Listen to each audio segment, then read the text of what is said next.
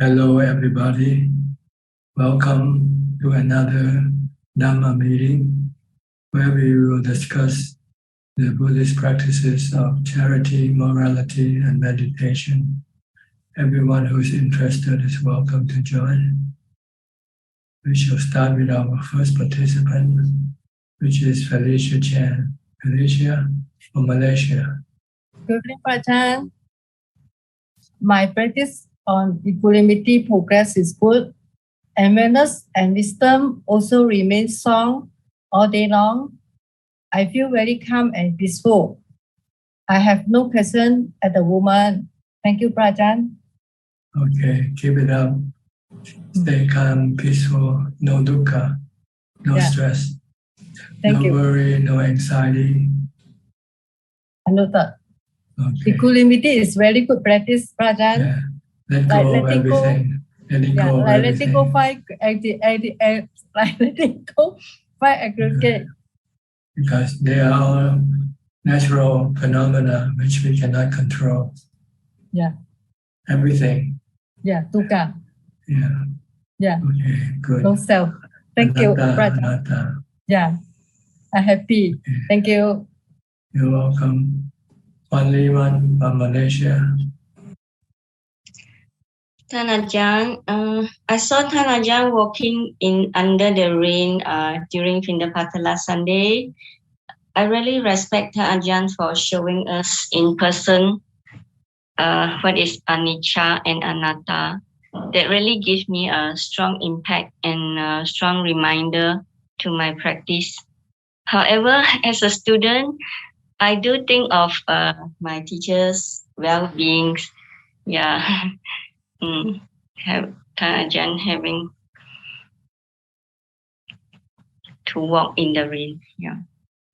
So I know every time Ajahn always say the body is the vehicle, and one day we will end in the cemetery, and everything is anatta. But it's just a feeling of a student to a teacher. I mean, thinking of the well-beings of Than Ajahn. Yeah. There's no question, just that I'm grateful. Thank you very much to Than Ajahn. You should worry more about yourself rather than other people. Yeah. We all have to take care of our own self. No one can look after us. Attahi atano nato. You're your own refuge. So just try to look after yourself, your body and mind as best as you can. Don't worry. Yeah. Okay. Thank you, Than Ajahn. Sadhu, Anura and Ramya from New Zealand. Hello, Than Ajahn. Good evening. So we couldn't join for some time. I haven't been well and been very busy at work, stressful time, and had some work-related issues with managing teams as well. So I always reminded Than Ajah's teaching, so that was really helpful to overcome those situations. So I always thought this is okay. If I cannot change something, then this is a rainstorm, or this is a rainy day. This person is sunny. This person is rainstorm, thunderstorm. So that helped a lot. Thank you, Than Ajahn. So yeah, everything is anatta. Yes. If you can do something about it, do it. If you cannot, then let it be. Yeah. And also, Than Ajahn, we are planning to visit Thailand next year. So we already bought the ticket, so we will. We want to come and pay respect to you when we come back. You plan to stay on a retreat somewhere? We are coming with to a group from Ajahn Brahm's monastery. I see. So we was planning to stay several days in Ajahn Ganha's monastery and trying to visit several Guru Bhajans, including you. Yeah. Just looking forward to finally it's happening. So it's not really a meditation retreat. It's more like a pilgrimage. Fact-finding Yeah, mission. we want to stay one day. I want to retire and spend some time in Thailand. I think it's idyllic condition for developing. What you imagine and what you have to get might not be the same thing. So don't be too optimistic. Yeah, true. Yeah, that's true. So today, I mean, because our kids are gone, so we have a peaceful house. We tried, both of us try to spend most of our time on Dhamma, listen to Dhamma, practicing. No TV. We watch TV only on news, just few minutes a day. So yeah, That's good. Try to restrain from your sensual pleasures. Yes. So, and we find that Ajahn, when we do more, that's the more spiritual life. So we see that we lose a lot of our friends as well. So only few would remain with us. So, I mean, that's, to me, that's more. You lose them anyway. Yeah, So, true. but if you lose them for your own benefit, then I think that's better than losing them and not having any benefit. Yes. Yeah. So it's just normal. We all come here in this world and we meet, and one day we will have to separate. We have to go our own ways. Like a fellow passenger on the airport, we meet people on the airport. When our flight, when it's time for us to take our flight, we just have to board our flight. So there's really no need to be attached to anybody, really. Yeah, true. Yeah. But it's good to be nice to each other, to be kind, loving, kind, but not attached. Just look at us. Our relationship are temporarily. We're here, and one day, sooner or later, we will have to separate. But if it's for our spiritual benefit, then I think you should be happy that you lose something, but you also get something in return. Yeah. Because if you cling to your friends, then you might have to do activities with them, and then you lose your time for the spiritual activity. Yes. Yeah. So I never regret when I decided to go on my own retreat and not meeting anybody. I found, after 27 years of relationship with people, I didn't get anything. But being alone and practice, I get a lot more out of it. Yeah, that's true. So we find more happiness, inner happiness, when you do a lot of Dhamma practice rather than when you go out for party or dinner parties. Worldly happiness temporarily. You have them, you enjoy them, and then they pass, they're gone. But spiritual happiness will remain with yourself for a long time. So try to devote as much time as possible for your spiritual activity rather than for the physical activity with other people. Yeah, good. Good. Ramya, you have anything to say? Thank you very much for your teaching. And I recently started to use Buddha most of the time. I think it is useful. I can't hear you clearly. Can you speak? I started to use Buddha more often. I find it quite useful to keep the mind at the present moment and with the wholesome thoughts. Yes.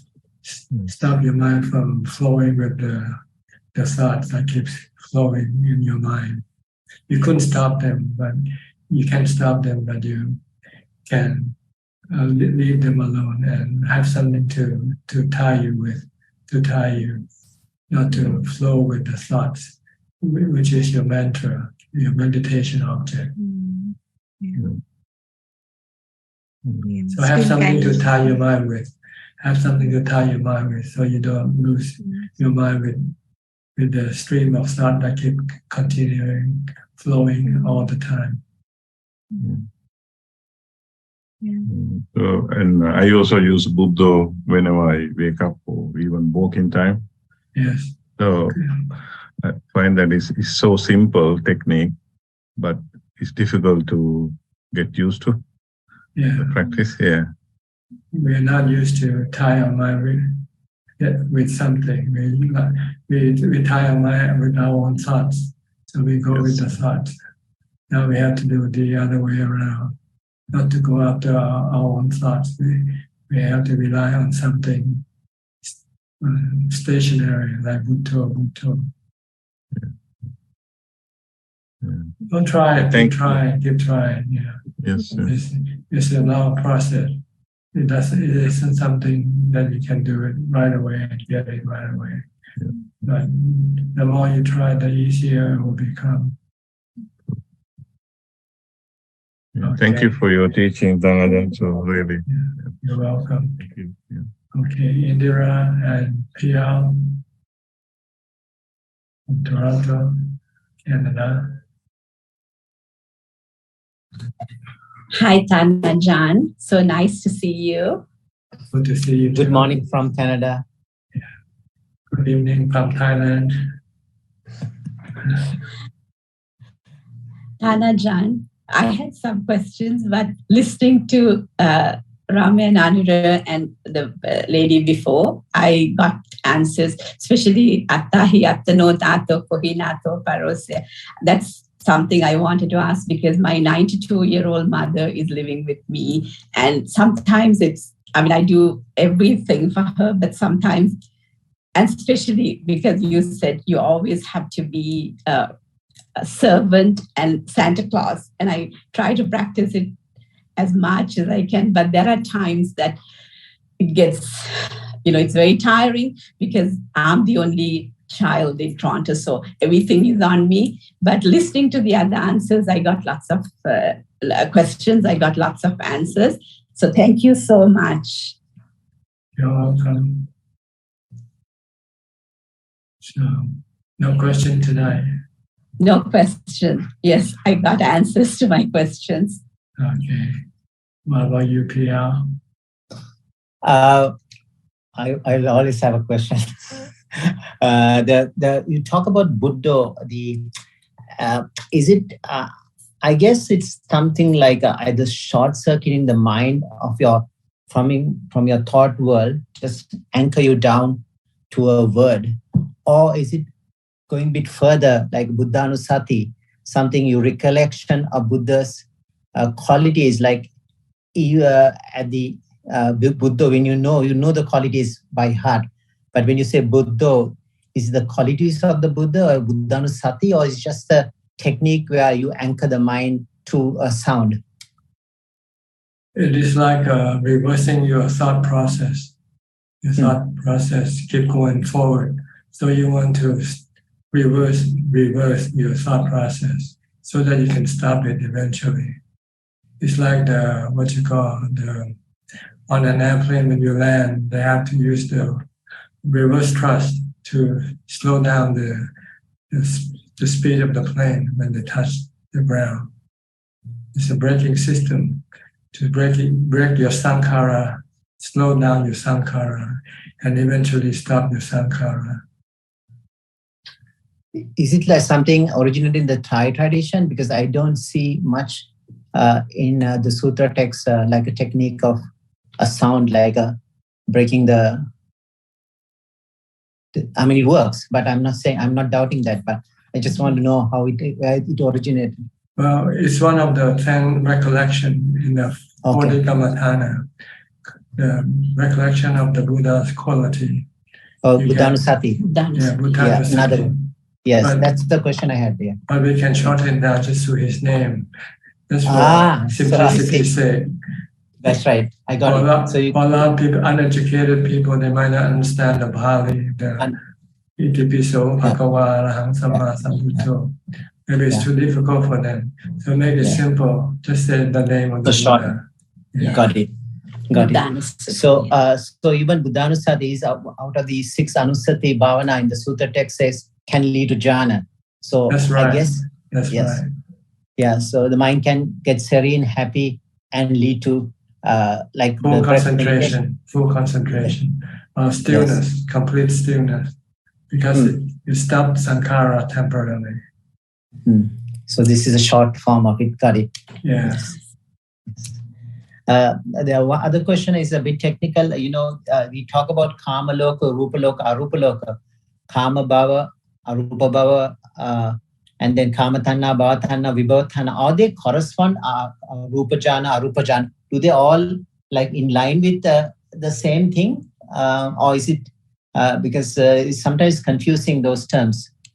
Well, see, the world that we live in, samsara, is divided into three worlds or 3 sphere of existence. The essential sphere of existence, the rupa sphere of existence, and arupa sphere of existence. The rupa is those who have attained to the rupa jhana, and then those who attain to arupa jhana will exist on the arupa sphere of existence. Those who still have sensual desire, sensual pleasure, desire, will live in the sensual sphere of existence. These are 3 separate existences, and they are caused by the 3 types of tanha, cravings. Yes. Kama tanha, bhava tanha, and vibhava tanha. Yeah. Bhava tanha can be translated as the craving for rupa jhana, and vibhava tanha is craving for the arupa jhana. And Kama Tanha is craving for the sensual objects, sensual pleasure. How is Arupa Jhana how is it technically feasible to say Arupa Jhana is craving for Vibhava Tanha? So, like, is it like craving for non-existence with like a sphere of nothingness, something like that? Something like that. Emptiness. Because the Rupa Jhana is really dealing with different types of emptiness. Emptiness. Yeah. Subtle subconsciousness, emptiness of space. Yeah. But there is the perception still in there, though. There's a bit of subtle craving for that, because you're craving for something like some sort of a peace with emptiness, but there is a perception still there. It's not completely gone, feeling and perception. Sanya and Vedana is still there, but in a very subtle level. Subtle level. Until you reach the Nirodha level, in which even Sanya and Vedana also stop functioning temporarily. All the 4 Namakanda stop. Stop functioning. In this, signaling me not to ask too many questions from the side. I did not. It's okay. We can talk. If I can answer, I don't mind. If I cannot answer, I'll just have to say no. I don't know. But you don't have to know all these things, really. No. No, in practice, all you need to know is how to get your putta with you, stay with putta. That's right. I always tell him that. But I think I'm too technical. Maybe it's my downfall, but it's okay. Yeah, you're intelligent, but it's a worldly intelligent, not spiritual intelligent. Yeah, thinking too much. It's sankhara, Dhamma vitaka. Yeah, it kind of disturbs the mind. Vitaka vichara. Yeah. Too much. So, Bhante, other thing is like when you talk about asvadaya, again, I'm going back to the same thing. Asvadaya, adinamaya, nissarana. So there is anything you see, there is a pleasure. There's a lure, like you like something, you see something, but you know it's going to change. So the adinava is like the drawbacks of that. Because if you cling to that, you're going to change, you're going to suffer. So that's how you analyze it. So best thing is to escape from nisarana, the escape from all three, because you creating your own suffering because of the craving asva there. Because if you keep looking at the adinava, just the drawbacks of anything, even the food you eat, like when you know the drawback, you can get tummy ache, you can get sick if you overeat, you can get a heart attack and die. So you look at the drawbacks and then just let it go. That's right. When you see the drawback or see the harm that it can do to you, then you stop relying on them to give you pleasure or happiness. So we rely on things to make us happy, right? We eat so we can be happy. We drink so we can be happy. We watch, we listen to music or whatever to make us happy. But all these things are anicca. Temporary. Yeah.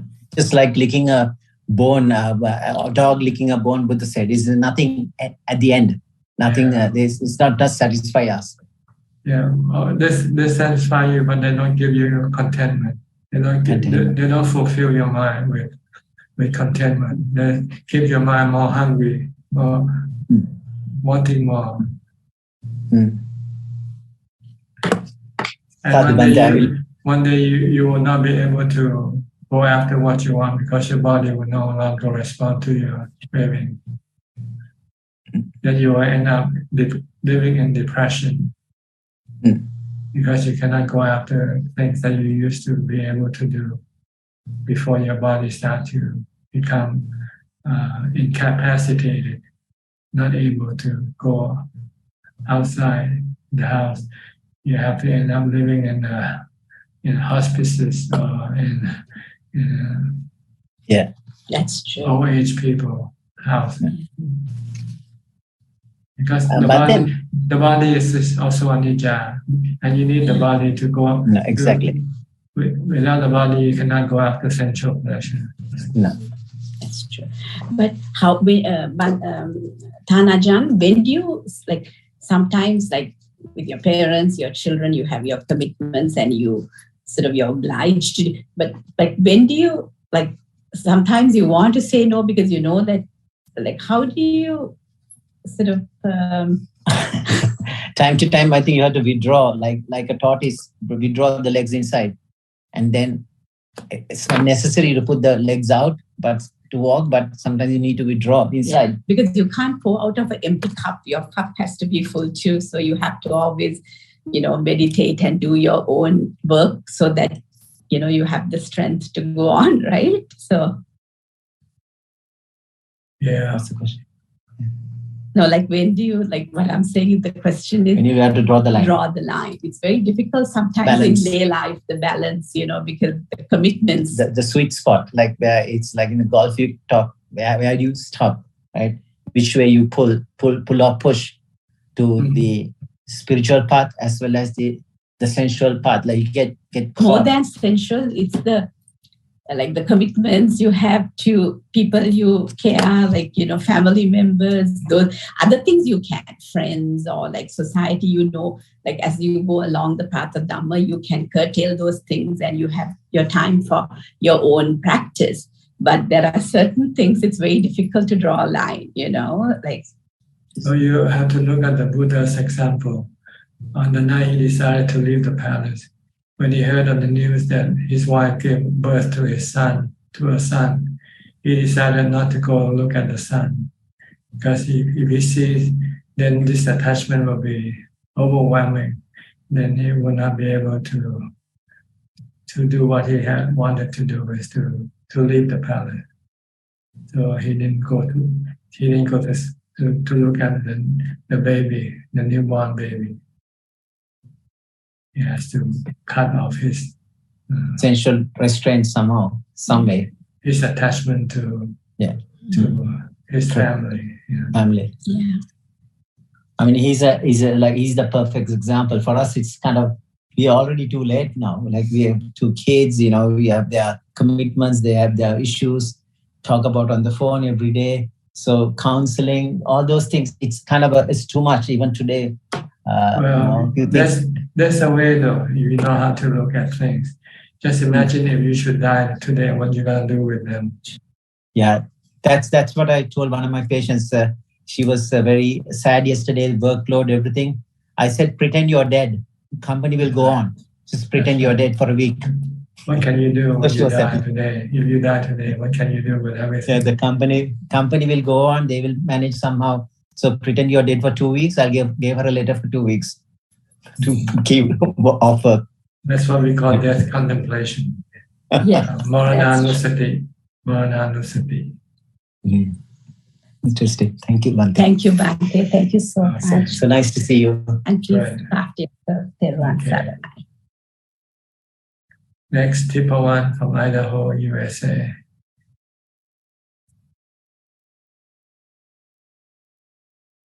My gratitude to you for all you have done. I have no question as usual, and thank you very much just listening. Okay, fine. We'll go to Penang. Genso from Penang. Hi, Ajahn. Good evening. So far, okay, no questions. Yeah. No question either. Next to Switzerland, to Professor Ken. Good afternoon, Ajahn. How are you? Good? I'm fine, thank you. Yeah. I have a question, Ajahn, regarding the 6 senses. Ajahn talks about 6 senses, but here in the West, at least when we grow up, we're taught that we only have 5 senses. And I think you mean the 6th sense is the mind. It's the thoughts. The mental. Yeah. I just wanted to ask Ajahn, maybe explain the 6th sense in that way. Well, see, they are the things that we use, our mind used to satisfy our craving.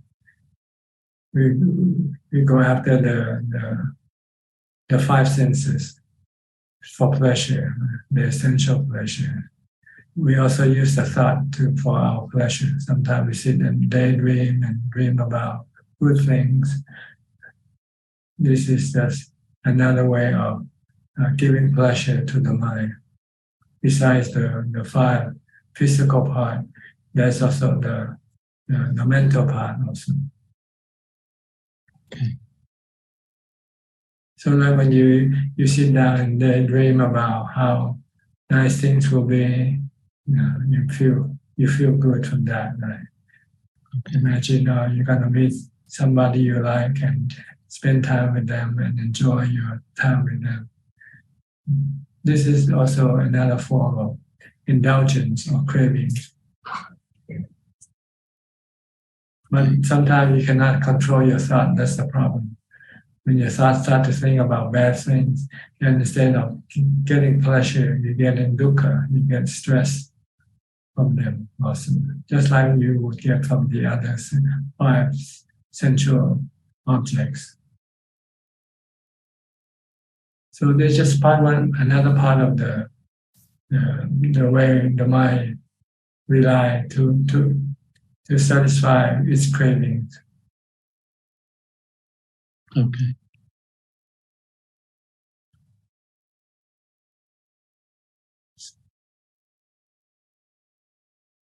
Yeah, I think. So I don't know how to explain it, but it's another way of enjoyment for the mind.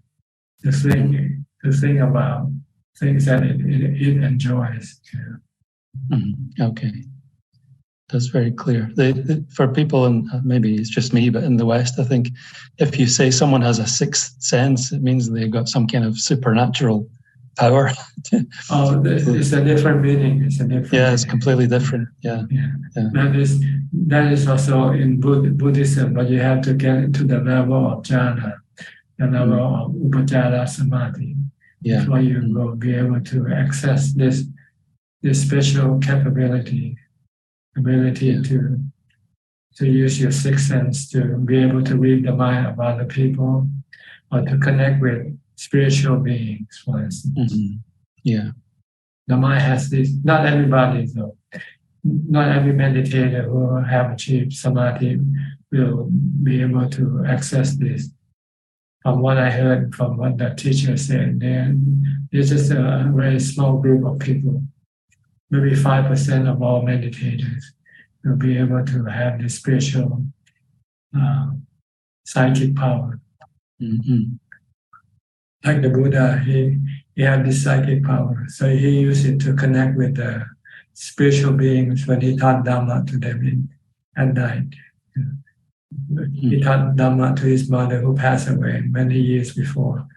7 days after she gave birth to him, she passed away. But somehow after his enlightenment, he had this capability to reconnect with her. And once he got reconnected, he taught her the Dhamma until she became enlightened, became a Sotapanna. This is psychic power, part of the sixth sense. But the sixth sense that we talk about when we talk about the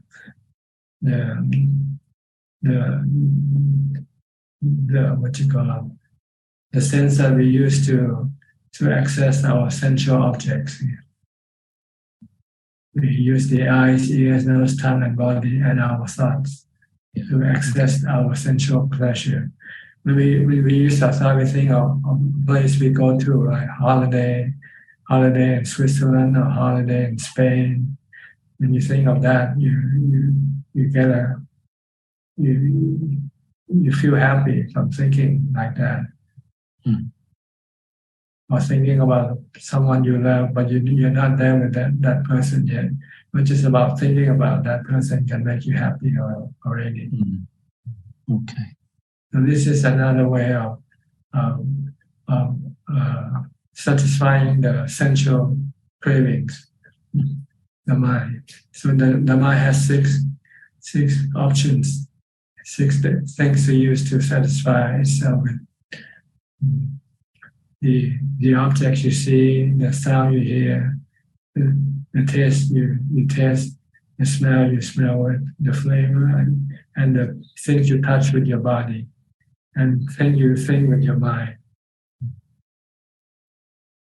Okay. But these things are uncontrollable. Sometimes you run into things you don't want to, but you cannot control. Sometimes you run into sensual objects that can cause you suffering or stress rather than happiness. Or when you think of something that can cause you stress, like worry about getting old, getting sick, and die, for instance.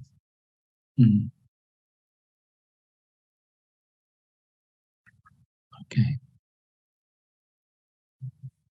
So the Buddha said, don't rely on these things to give you happiness, because they can turn the other way. They can flip the other side. Instead of giving happiness, give you dukkha, because they are anicca and anatta. They keep changing, and sometimes you cannot control these changes. Okay.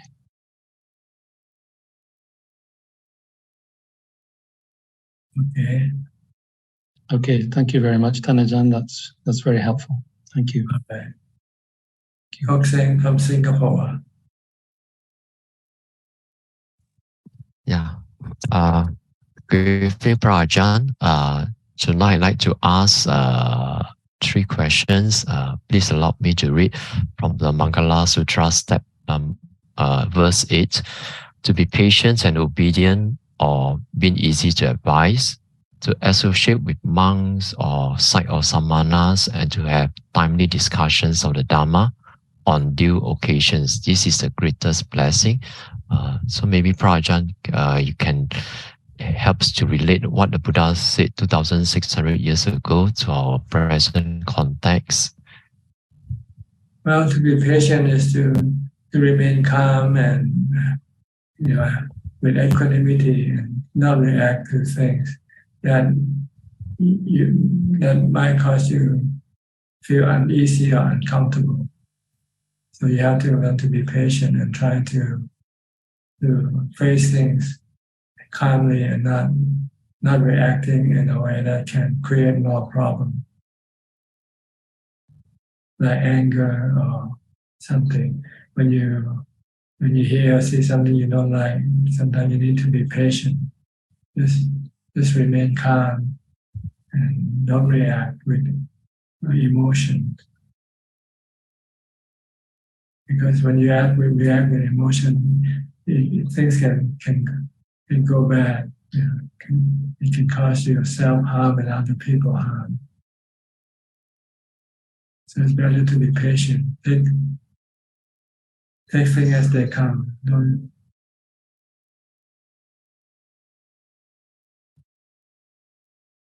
Okay.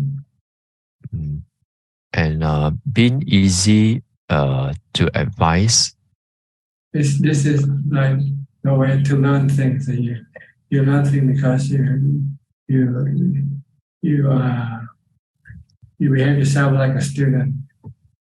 Be easy to advise. If people tell you something, you should listen to what they say, and not try to not listen or don't want to be told.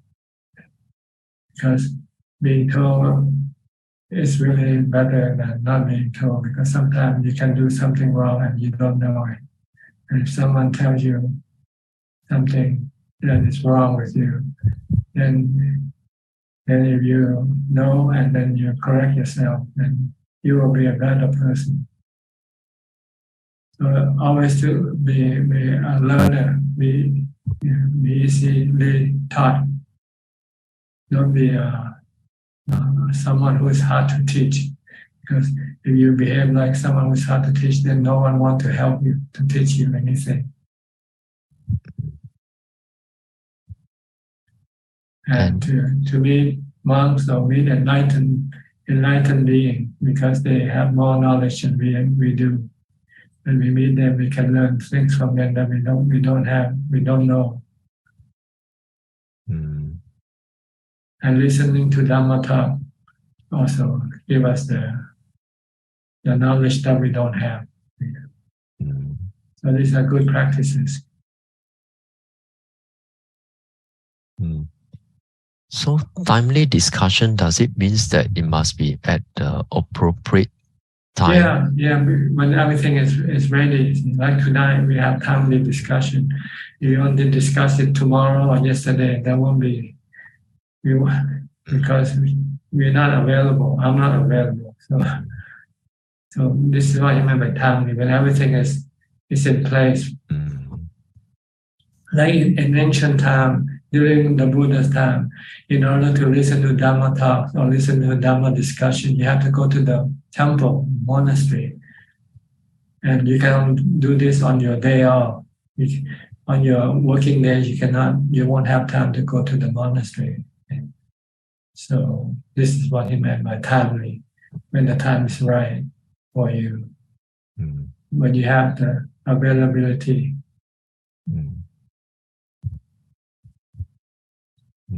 Okay.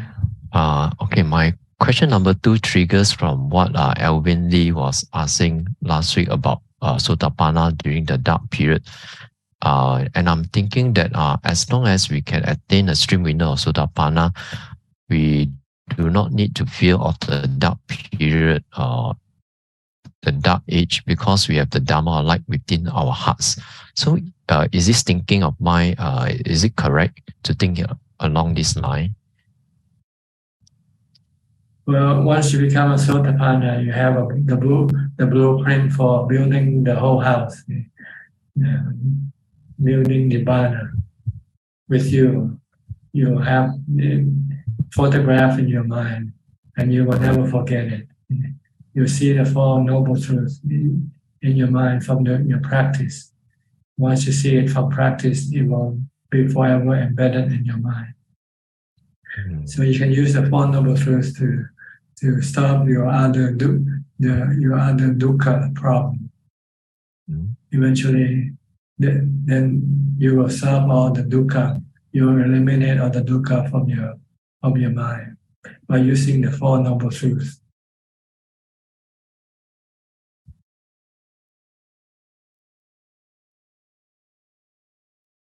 maybe you won't understand, so don't worry about it. Yeah. Try to get there first. Okay.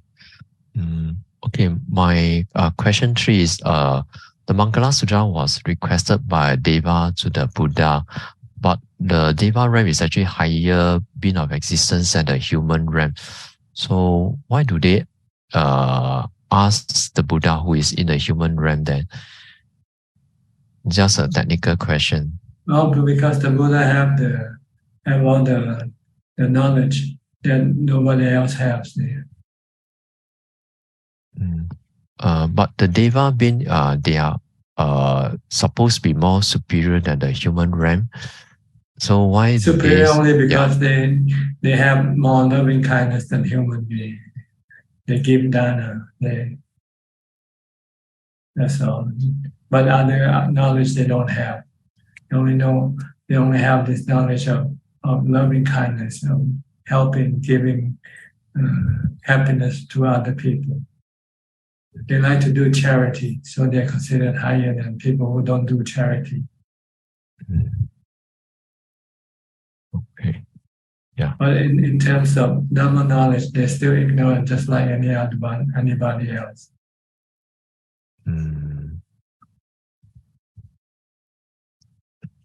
Yeah. They only know dana, but they don't know sila or samadhi or panya. Okay. Yeah. Okay. I think that's all.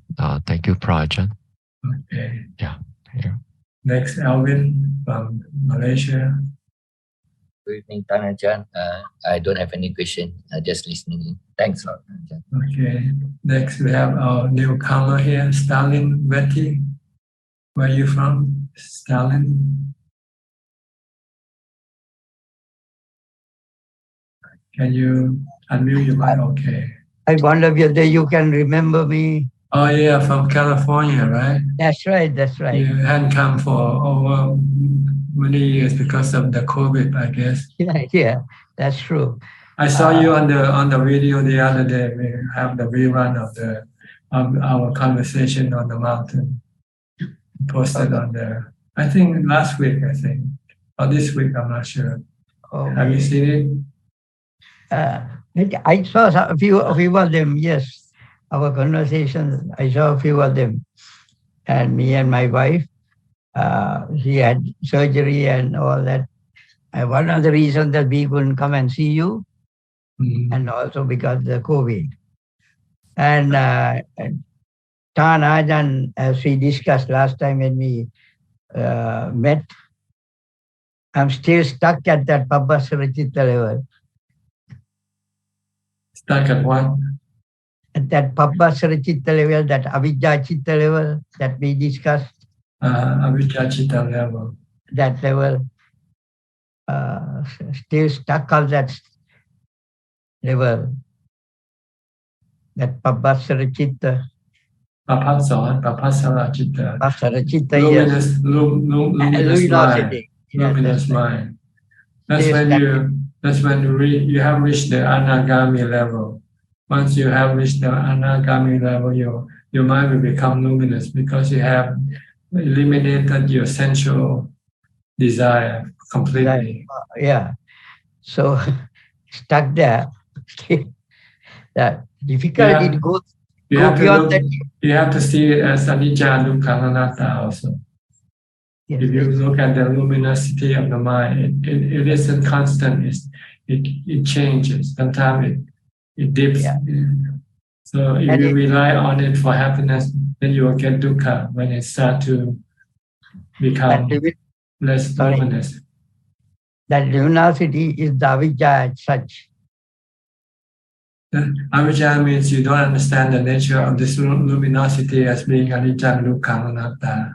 Yeah.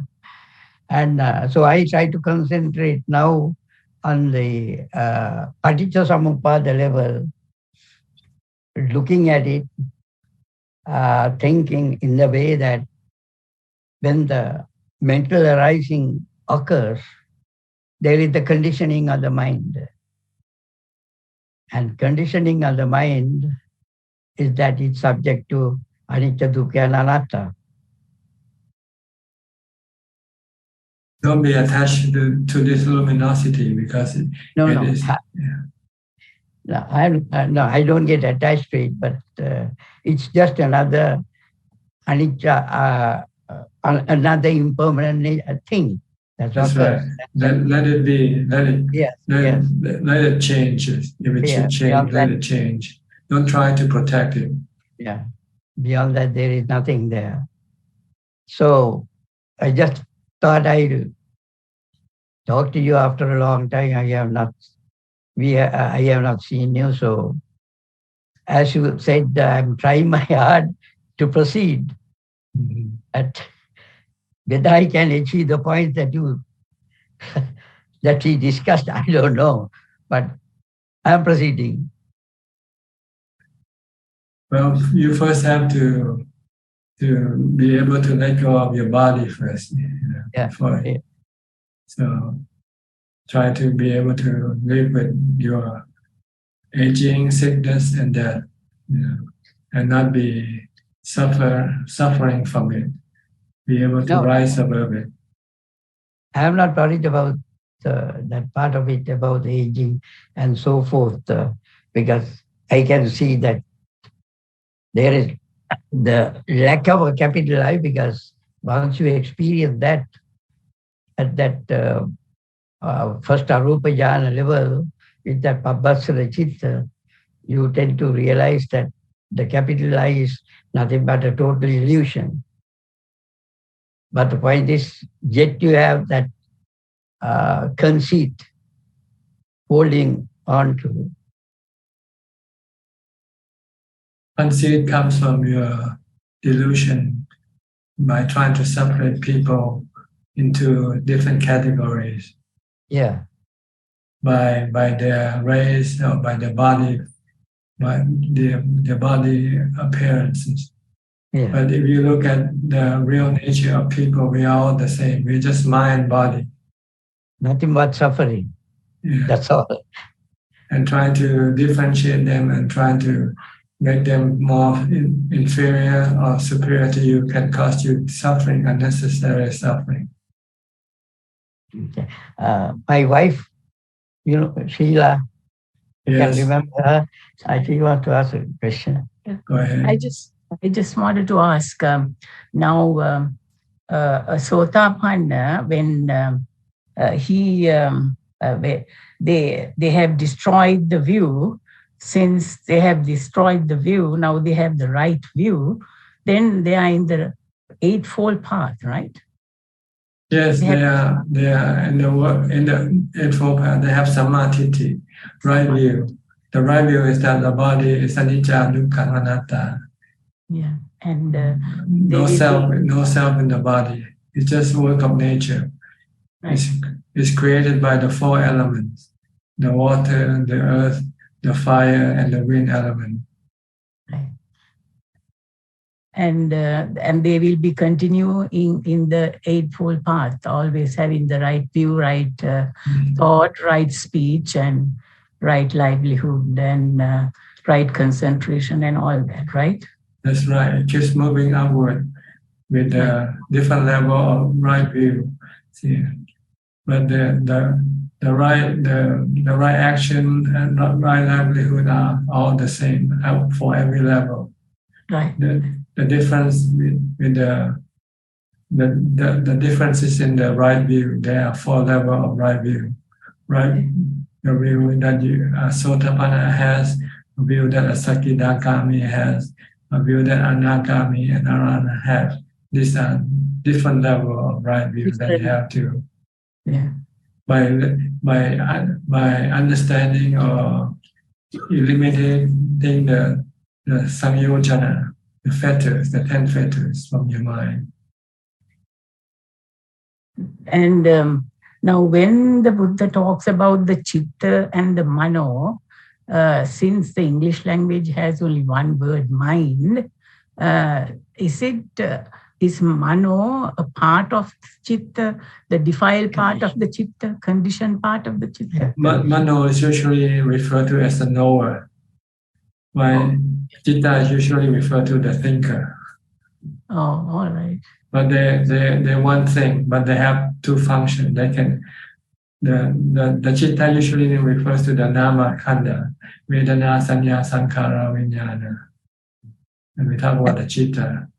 But when we talk about Mano, we're talking about the mind, the one that the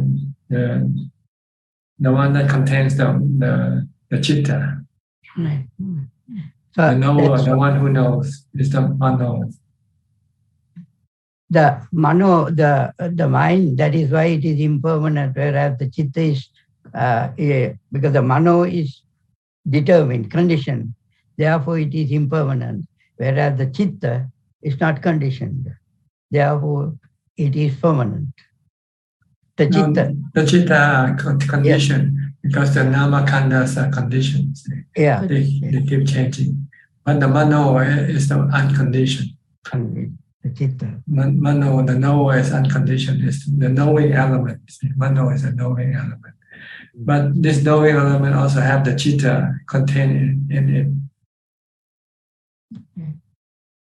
it. I see that since you had always told us to have the word Buddha as the anchor, so I can never get used to saying Buddha, but I always say Namo Tatsa, reminding me of all the qualities of the Buddha. So I keep repeating that each time I need to stay focused in my daily life. So that has helped me a lot. Yeah, you can use that also. You can vary your mantra. Right. Yeah. Doesn't have to be Buddha only. Some people use Buddha, Dhammo, Sangho, the triple gem. Right.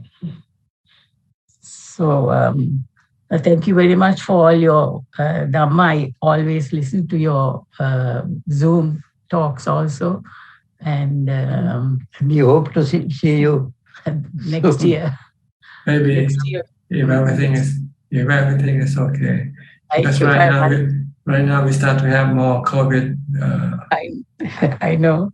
If you're all living, yes, I will come and see you. Okay. Thank you. Okay, nice to see you after all these years. Yes. Okay. Thank you. Bye-bye. How's the other people who came with you? My son has moved away from California now. He's in Atlanta. In Atlanta, Georgia. Yeah, and I think he's going to get married to that girl who came with you. Can you remember? Yeah. But you also have a sister with you, haven't you? Yes. And is she still in California also? Yes. She's with us. Yes, she looks after us. She's the one who is looking after us. She's practicing here in LA County. She's in the LA County. And I think last year we went to your university to have a look at you. Oh, really? Fresno? Yeah. State. Yeah, it's quite changed now. Quite changed, yeah. It's big. It's still bigger, I think. Bigger, and they have now a supermarket type of a thing there, where they produce things and they sell it there. So okay. As always. And the California weather has completely changed. It's still cold. It's still cold. Can you imagine in June, California to be cold? Climate change. That's what Climate change. Okay. Stay alive. Be happy. Keep practicing. Okay. Next, we go to Brazil, to Sao Paulo, to Alfredo. You're cold also, Alfredo. Winter for you, huh? Very cold. It's a cold temperature about 1 week, more or less. Mm-hmm. Argentina. The south. Yes, Argentina. the south of. Yes, south of Brazil. Yes, the cold to Brazil. South of country. Oh, but I have a bad news, Bante. What bad news? I am feeling bad sensations, Bante. You say that to Pekka have bad sensations. I with bad sensations. No, your body have bad sensation, but Ubeka has no dukkha. But if you have Ubeka, you have no dukkha. Yes, the sensations is the body, ne, Bante? That's right. It's not the mind, ne, Not the Bante? mind.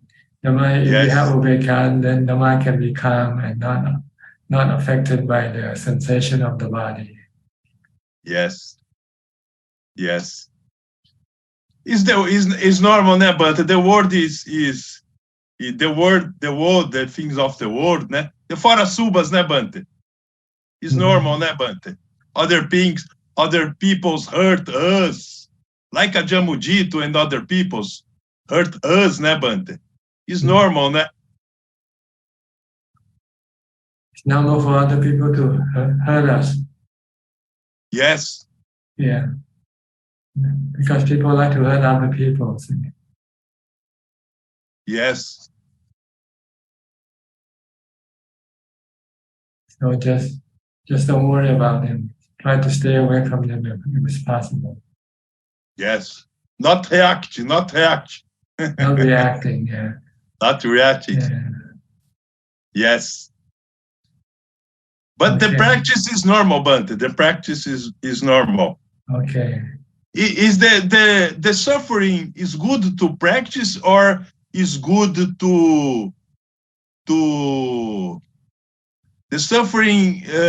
The Buddha say that in human person is good to practice, ne, Bante? Because you suffering, you looks like for enlightenment because you suffering is a consequence of practice, not consequence, is necessity, ne, Bante? Dhamma is necessary. Before you can overcome suffering, you have to face it first. Yes. Once you come to face suffering, then you will know how to deal with it, how to get rid of it. If there's no suffering, then you don't know how to fix it.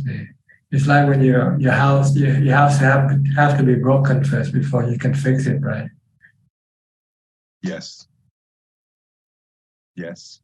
Earthquakes, wars, and other things, ne, Bante? It's very difficult, ne, Bante? Yes. Okay. Okay, Bante, thanks. So sorry for bad news, Bante. Sorry for bad news. What bad news? My bad news, Bante. Bad sensations of body. You're sick? Are you sick or something? No. I okay. So what is the bad sensation about? Other people hurt me. Oh, other people hurt you. Like Ajahn Mudito. Woman people hurt me. Because you want them to treat you nice. So that when they don't treat you nice, then you become hurt. Yes. So you should not expect anything from people. Expect the worst, and you won't be disappointed. Yes. Don't expect the best, because when you don't get the best, then you feel sad. Yes. Okay. When we lost a friend, Bante, he's bad, ne, Bante? He's like a friend, ne? Dhamma friend or not Dhamma friend, but he's a friend, ne, Bante? When you lost, it's difficult, ne, Bante? He's suffering, ne? It's a bad sensation. Because you forget anicca, dukkha, anatta. Oh, yes. If you don't forget, then you don't feel bad. You say, this is the way it is. Yes. People come and go. We all come and go. We will lose everything. Everybody will lose everything they have. So there's no need to be sad. The reason why you are sad because you forget, then you will have to lose everything. Yes. So when you lose something, you feel sad. So I have to think of anicca a lot. Anicca means losing everything. Yes. Anatta. Anatta, you cannot stop this losing process. You have to keep losing. You come empty and you will leave the world empty. You come into this world empty. You didn't take anything with you. You didn't take your body with you, your old body with you. So when you go, you don't take your new body with you. You leave the body in this world. Yes. Samasati. Samasati. Yes. Okay. Good luck to you. Yes. Thanks, Bante. Okay. No more hurt feeling, right? You feel happy now? Oh, Bante. I'm crying. You have no equanimity, no beka. Oh, yes. Okay. I'm smile. Yeah. The happiness is the cause of samadhi, né, Bante? That's right. Yes. Practice more meditation and then you will have happiness. Yes. Okay, next, Belinda from Singapore. Tanja, no questions for now. Thank you. Okay, maybe later. Gary from Singapore also. Gary. Good evening, Ajahn. Just happy to be listening in. No questions right now. Okay, Diana from Wales. Greetings, Ajahn. I wanted to ask you about anatta, non-self. We have talked about it a bit this afternoon. Okay, what do you want to know about anatta? Well, I do understand it to a certain extent. So Is your house anatta or atta? Is there a self in the house or not? In your house? No. Is there a self in your car? No. Okay. Is there a self in the tree? No. Okay. So how come there's a self in the body? They are the same thing. They are made from the four elements. They are all elements. They are just four elements. Our delusion just claims this body to be a self. Because the mind thinks that it is a self. So since it has no body, so when it gets a body, then it thinks this body is me, this body is mine. This body is I am. It's just a thought. It's like in ancient time when people think the world is flat. It's a thought, right? It's not true. It's not true. Ancient time people think the world is flat, right? Yes. Okay. Yeah. And so is ego all delusion? That's right. Just imagination created by the mind, concept created by the mind. That's all. By sankhara. You think you are, therefore you are. Right? So if we're upset about things, it's really just delusions, isn't it? Because it's just our ego. That's why our delusion causes our attachment, our cravings. And when we cannot get what we want, or when we lose something we attach to, we get dukkha, we got stress. But if you think the other way around, that nothing belongs to me, there's no me in anything, then you won't feel sad when you lose them.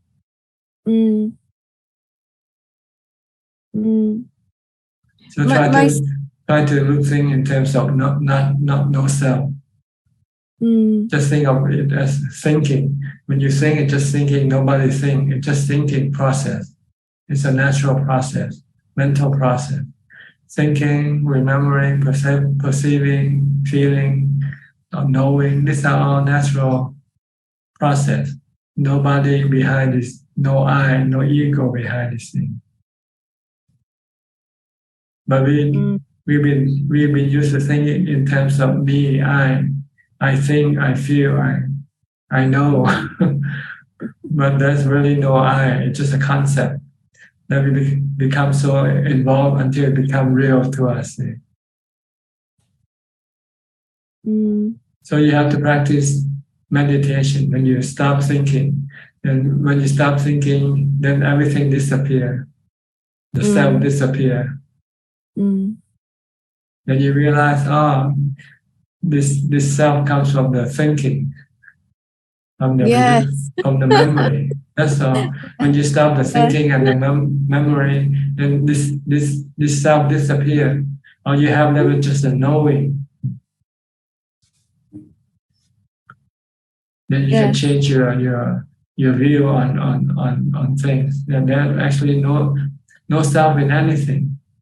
There's no self in your house, no self in the tree, no self in the car, no self in anything. So how can there be a self in the body? Because the mind just happened to possess this body. So it claims this body to be me, I. Just like ancient people do, they claim the world is flat, the earth is flat. When actually the earth is round, right? Yes, it's really helpful. It's really helpful, isn't it? My son said something really interesting the other day because he does these mixed martial arts competitions, and he said he was not going to do it anymore because if he wins, he's on top of the world, and if he loses, he's absolutely wrecked. Yeah, right. So he says he doesn't think he's ready to do it anymore. He's going to not do it. And I thought that was really good. Yeah. Yeah. What should I say to him? Well, in life there's winning and losing. And try to learn to lose because we're going to have to lose everything one day. Yes. And playing sport is part of the learning process. We're supposed to learn to lose happily, not lose sadly. But our ego, our mind, our defilement doesn't want us to lose. So we feel sad. So we want to practice losing, to teach the mind to adapt to losing, because this is part of life. Yeah, and we lose everything. We have Eventually to let go. we lose everything. Yeah. Thank you. I think that's the original idea of playing sport, is to learn to accept losing when you lose. It's just a sport, But nowadays it's become so much of a, I don't know, financial thing that you cannot lose anymore. You have to win. And when you lose, you feel terrible. Yeah, and it takes all the fun out of it. That's all, right. It becomes so much vicious now instead of being friendly. People become vicious. Yeah. They fight. Sometimes they fight in the field, right? They get angry. They forget it's just a sport. It's just really a way of learning how to be gracious under pressure, being gracious when you lose. It's a learning process. It's a way to learn to be gracious when you lose. But people don't forget this original idea. You're supposed to congratulate the people who win, right? But sometimes you do it grudgingly if you have to. Yes. Yeah. So it's hard to let go completely of the self sometimes. Oh, yeah. You have to practice meditation to be able to let go temporarily. When you meditate, when you stop thinking, then the self, everything disappears temporarily. Then when you come out of meditation, you have to use your mind, your thought to reprogram your mind to say, there's no self. I am not, my body is not a self. It's not me. Just keep reminding yourself this when you come out of meditation. I'm just a knower on the mind that possesses this body temporarily. One day I will have to lose this body. This is what you call body contemplation or wisdom. To remind you that you are the mind and the body is not you. The body is just your servant, your possession, just like your house, your car. Your body is just another piece of possession that you will have to lose it one day. You're just a noble thinker. That's a good image. It makes sense. Yeah. If you can remind yourself this, then when something happens to your body and say, so what? It's not me.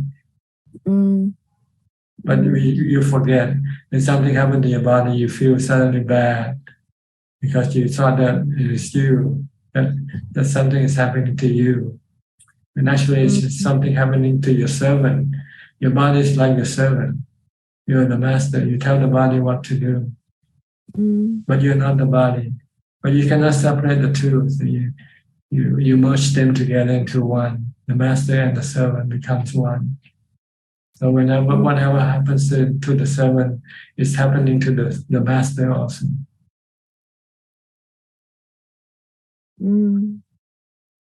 You have to separate yourself from the body.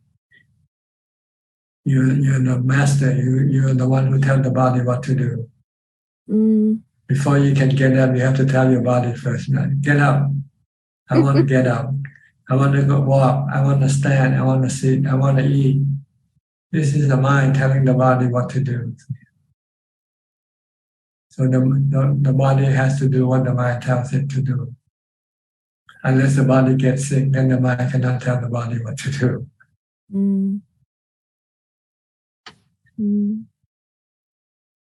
Yes. Try to think in this term. Try to think in this term. You and the body are like conjoining twin. You have to be together, but you're not. But you're not one and the same thing. You're two different persons. Happen to be conjoined. Joined.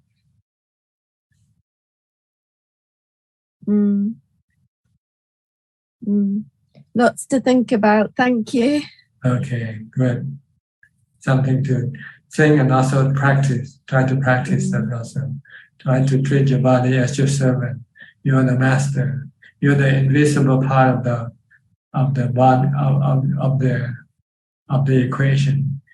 The body is the visible part, and the mind is the invisible part. You cannot see the mind, but you know there's the mind because the thinking and telling what the body what to do is the mind, not the body. The body cannot tell itself what to do. It doesn't have this thinking capability. It's only the mind that has this thinking capability and knowing capability.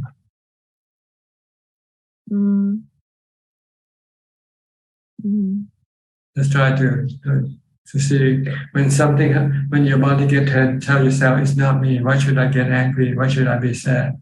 Why should I feel hurt? When I'm just a knower, I'm just a thinker. I'm invisible, nothing can hurt me, really. It can only hurt the body, but cannot hurt the mind. Even the feelings, then they're not real either in that way, are they? The feeling hurt of the mind is created by the mind itself. But the painful feeling of the body, that's part of the body, not part of the mind, which the mind has to learn to accept. The mind causing itself bad feeling because it doesn't want the body to have bad feeling, painful feeling.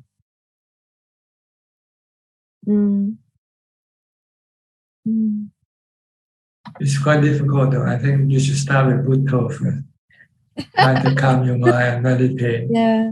Yeah, I think so. I mean, I find I have like a grasp of it, and then it sort of disappears again. Yeah, it sort of comes and goes, and then I'm like, and then it goes again. It's still a concept to you, not real to you. Maybe, yeah. Until you meditate, and when your mind becomes calm and still, then you can see the separation of the mind and the body. Yes, I think you're right. I think I have to focus to understand it, and then First you have to make yourself disappear. The I disappear by by entering into samadhi, into meditation. When your mind stops thinking, then you'll see that there's no I anymore. Where is I? Where is me? All there is left is just a knowing. It is all about practice, isn't it? Yeah. Do more. You have to practice in order to get to the real thing. Right now we're just thinking, imagining about the real thing. Okay. Thank you. Try to do more mindfulness and meditation. I will. By thinking about it won't get you there. But here I'm just trying to give you a picture, that's all. But what you really need to do is to have mindfulness and meditation. Okay. Next, we'll go to Malaysia with Philip. Good evening, Tanjan. I have two questions tonight. Just like clarification, perhaps the wording that where they use. In the text, when they mentioned that the Buddha had 3 watches in the night during his night of enlightenment, where he has the previous knowledge of his past life, understanding of life, the life, death, and birth, and also what they call and how to overcome the suffering. The word "watch," where they use in this sense, in the English sense, what does it mean? Does it mean an insight that has arisen, or is there any particular?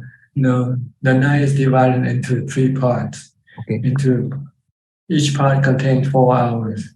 The first watch is from 6 to 10. The second watch is from 10 to 2 o'clock in the morning. And the third watch is from 2 to 6. That's what it means. Okay. So it's actually the measurement of time where. That's right. Okay. Understand. 6 to 10 is the first watch. 10 to 2 is second watch. 2 to 6 is the third watch. Okay. 2 to 6. Okay. Understand now. Okay.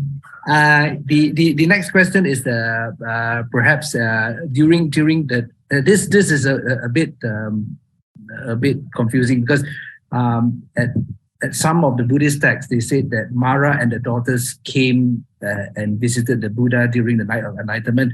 Some of the texts said that they didn't visit the Buddha during the night of enlightenment, but after 4 weeks of enlightenment. But basically, when they mentioned that when the daughters came, it was actually thirst, aversion, and I think lust.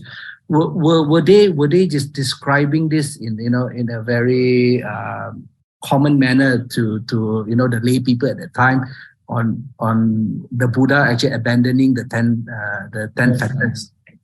The mother is avijja, or ignorant, and the daughters are the 3 cravings: sensual pleasure, kama tanha, bhava tanha, vibhava tanha, led by avijja. That's all what it means. Okay. But sometimes we have to personify them so people can understand. People don't understand the concept of avijja or craving. Right. They just mentioned that. Right. So it's just the abandonment of all these things during towards enlightenment. Right. Before enlightenment, he has to be able to eliminate or destroy this Mara and daughters.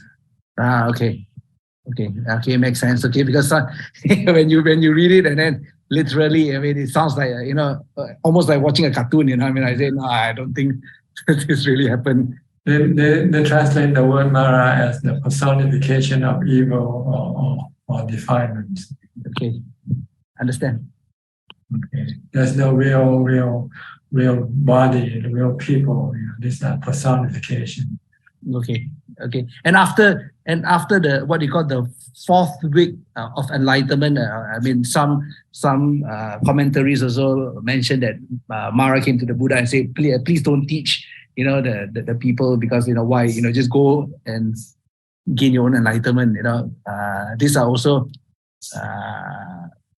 these are thoughts in his mind, so that sometimes can still he have different mixed feeling about teaching.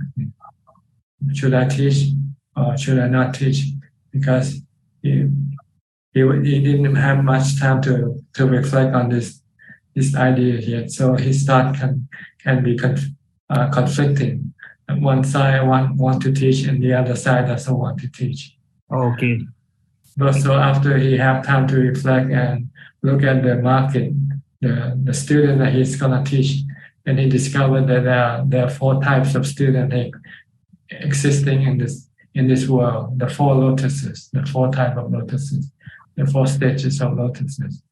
At first, he categorized them as people not worthy of teaching, because they see those people. Most people are just wants to enjoy life, enjoy sensual pleasure, and to teach people these people are difficult to teach them. But then after he gets some time to reflect or study about people, and they see that there are a smaller number of people that can be taught. Those who have already become ordained, those who have sila, those who have samadhi. So then he divided the student that he's going to teach into four categories. The first one is the one that the lotus that is rising above the water already, or it takes just the sunlight to make it blossom. And the second category of lotus is the lotus just about to rise above the water. It needs a couple more days to grow before it can rise above the water. And the third one is the one that's still in the middle of the water. And the last one is still on the ground. And the last one has not a good chance of ever being developed, because it will be eaten up by crabs and fishes. So only a few can escape from the fourth to become the third, the second, and the first type of lotuses. So in terms of their ability to understand and become enlightened, see, like the lotus that is above the water already. As soon as the sun rises and the ray of the sun touches the lotus, it can blossom. But the ones that still beneath the water cannot blossom. It takes them some time to grow up, to rise above the water first, before they can be blossom when the sun comes up in the morning. So these are people, the first type of people who already have ordained, have kept the sila, and have practiced samadhi. They're already ready for the wisdom of the Buddha, which is like the sunlight. So when the Buddha teaches the Four Noble Truths, they can understand and practice right away and become enlightened right away. So the Buddha went to these people first, this group of people first, in his early stage of teaching. He taught only those who were ordained already, those who were already practicing samadhi and sila, but they don't have wisdom. They don't have the understanding of the Four Noble Truths. So when they taught these people, they can become enlightened right away as soon as he finishes teaching. Like the first person, Ajahn, he became a Sotapanna after the Buddha taught the Four Noble Truths to him. But people like us, we are like the third level of lotus. We don't have samadhi, we don't have the perfect sila yet. So it's very hard for us to apply the Four Noble Truths and become enlightened. So we have to develop into the second and the first type of lotus before we can really appreciate and apply the teaching of the Buddha to become enlightened. So anyway, this is maybe outside of your question, but since you mentioned it, so yeah, but it's also, I mean, it's also the first, second part of the lotus, it also relates to the dark period where I think there was this question, how would there be people in the dark period? Yeah, now I think I get it. I mean, they will still be there. Yes, most of the people, the majority of people are those, they don't believe in religious teaching. They don't believe that they can approve with scientific methods. So these are considered impossible to teach in terms of religion, in terms of the Buddha's teaching. You have to be spiritual. You have to believe in the spirit before you can take advantage of the teaching of the Buddha or get benefit from the teaching of the Buddha. But if you're not spiritual, you're thinking only in terms of physical, then you will dismiss all spiritual teaching as delusional or whatever. So this is the first type of people that the Buddha found difficult to teach to. They don't believe in charity, they don't believe in sila, morality, they don't believe in meditation. So how could you teach them these things? They believe in what they can make with what they believe in money, they believe in wealth, they believe in power, because this can give them pleasure and happiness right away. So it's hard to teach people like this. Go to Wall Street and teach people to meditate and do charity. They or keep the precept. It's not for them there, right? Yeah, so true. So you have to go to temples or churches to teach people these things because people are more inclined. Even if they're different religion, they still believe in charity, they still believe in morality. Most religion teaches charity and morality, the same, like Buddhism. The difference is maybe on the meditation level.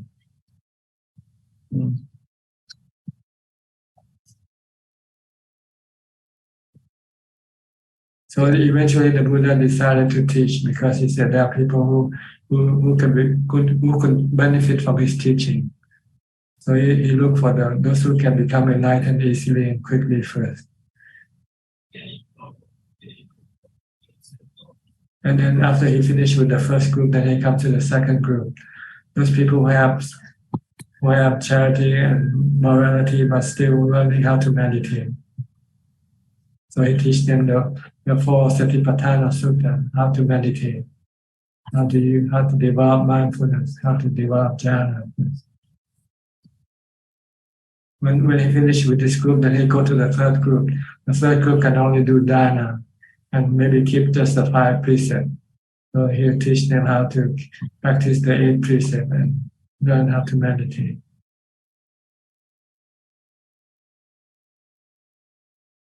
Okay, but he won't go to Wall Street and teach people who wants to go after money and power. Correct.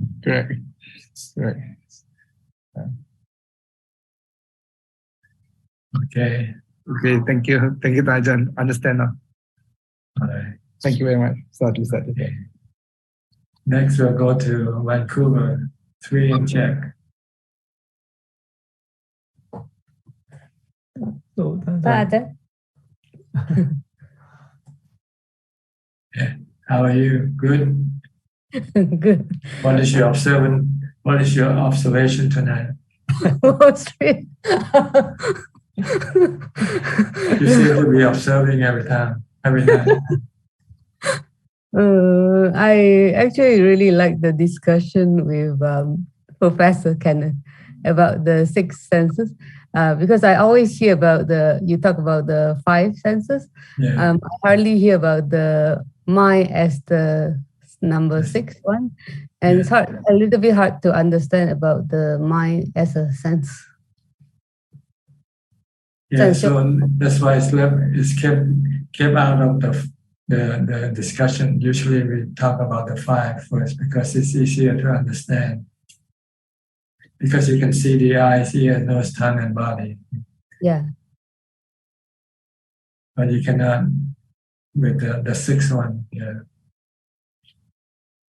that's more subtle, more delicate to understand. Yeah. So the mind is actually also a sense organ, Ajahn. It's actually also the thought part of the thinking part of the mind. The mind thing, it's actually the one that that lead the other, that lead the mind to go after the other sensual objects. First, you have to think of hamburgers before you can go eat hamburgers, right? Of thinking of watching YouTube or listening to music. First, you have to think first. Oh. So it's not very obvious. You don't see this. Oh. But before you can go and have a drink, you have to think first. I want a drink today. Right? I want to have something to drink. Yeah. That's already the sixth sensual organ doing the work. Start doing the work, initiating the work of the other five. Wow. I want to watch YouTube. I want to listen to music. I want to have a nice piece of chocolate or something. First, your mind has to think first before you can tell the body what to do. So you don't really need to mention this sixth one because it's involved with all the other five. Oh. For me, my understanding was the indulging in like fantasy or indulging in daydreaming. That's also part of it. Okay. But not only that, indulging in drinking and smoking and watching movies and anything that you do with your body is also initiated by the mind, the sankhara. Before you can do anything, you first have to think first, right? Okay.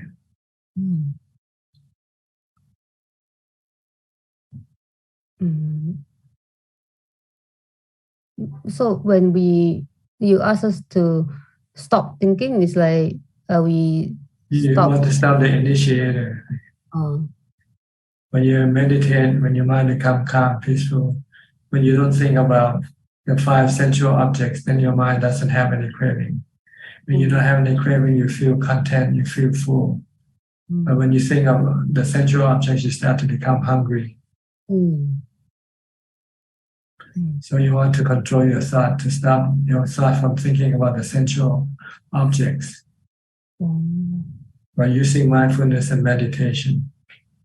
We get into jhana.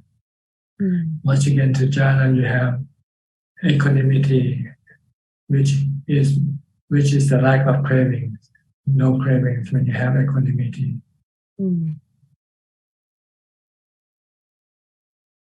Then you can stop your cravings for the sensual objects.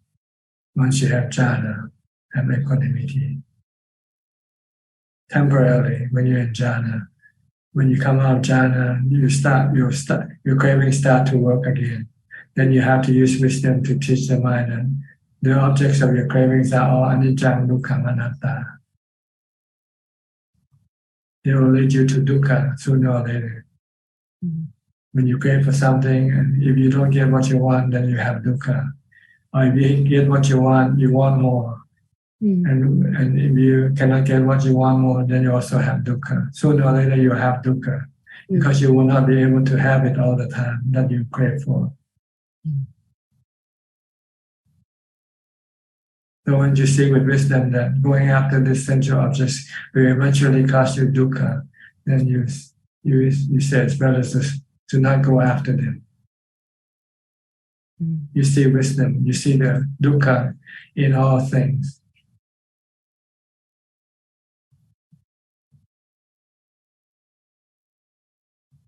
To have anything is to have stress, because once you have it, you will worry about what you have, right?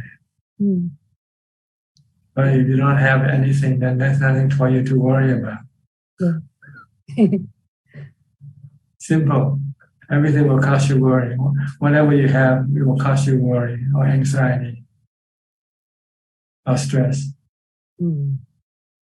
So it's better not to have anything, to live, exist without having to have anything to make you happy.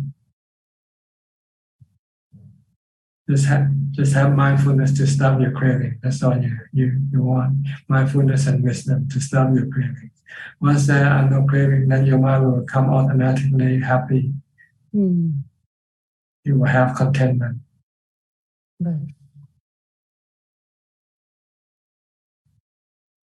Okay.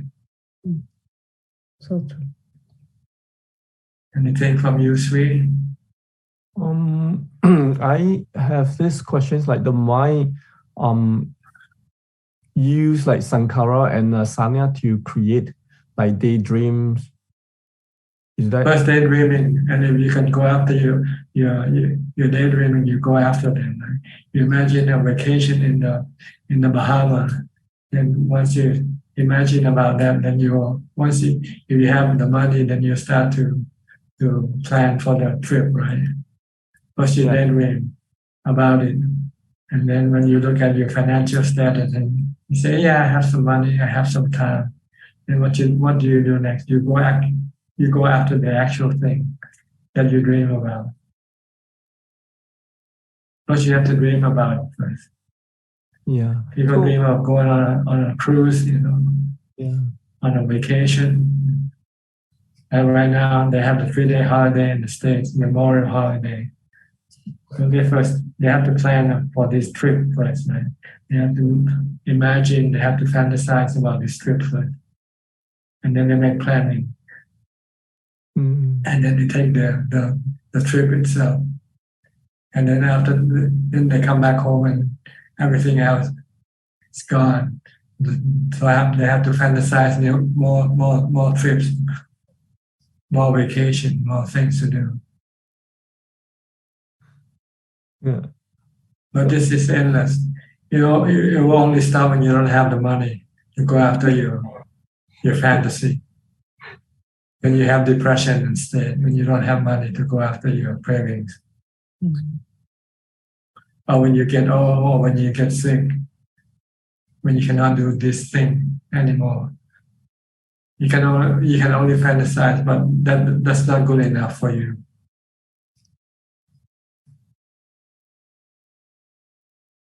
Okay? Yeah. So better to stop fantasizing, stop imagining, stop daydreaming, and meditate using mindfulness, using Bhutto. Then it will keep your mind empty, peaceful, and content. Then you won't have to go anywhere. Like me, I don't go anywhere. I don't like to go anywhere.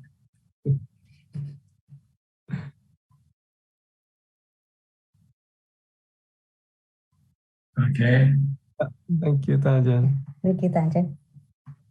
Go to Suchart from Pennsylvania. Suchart.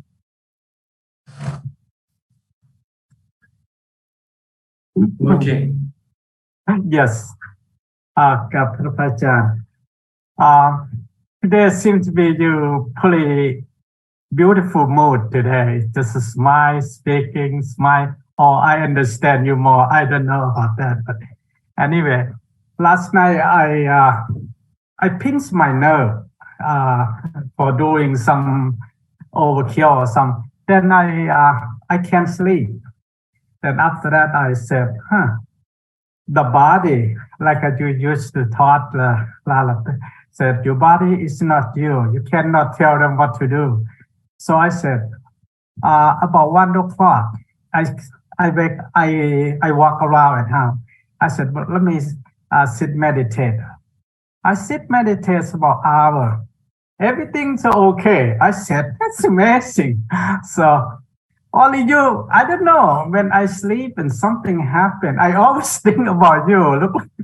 Look like my dad or something. So anyway, that's about I meditate, Bhutto, and I think about don't let your mind go somewhere because he watching you up there. So he want you behind you. So I just do that. After that, I feel so now I feel a lot better. So I go sleep. So that's what my experience.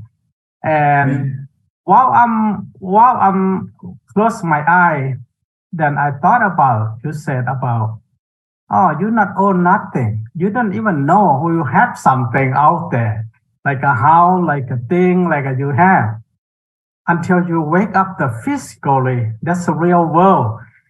So that's what my thought. So I just